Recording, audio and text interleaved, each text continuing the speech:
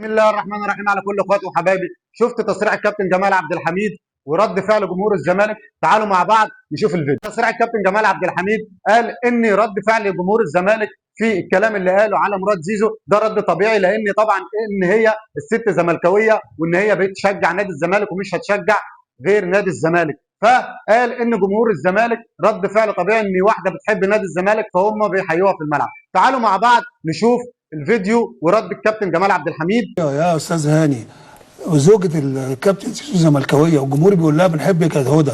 زملكاويه عشان زملكاويه. لا يا كابتن، بس الجمهور بيحب عشان زملكاويه. ده هي قالت مش انا مقبول يا زملكاويه. كابتن، ده مش مقبول يا كابتن. هي قالت انا زملكاويه ومفيش حد يقدر يخليني اهلاويه، فجمهور الزمالك بيرد الجميل.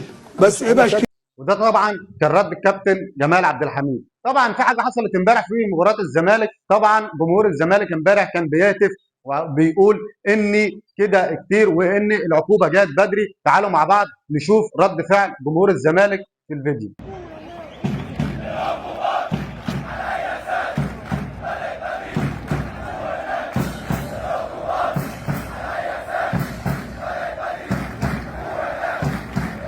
ده طبعا كان رد فعل جمهور الزمالك في الهتافات اللي قالها امبارح في المباراه. هل ده هيبرر ايه اللي حصل مع الزمالك ولا لا؟ طبعا الكابتن جمال عبد الحميد غلطان، لان طبعا الكابتن جمال عبد الحميد لما جمهور الزمالك غلط فيه قبل كده والجمهور هتف باسرته طبعا كان بيعيط وكان بيقول كلام غريب جدا. فاستنونا في فيديو جديد واخبار جديده.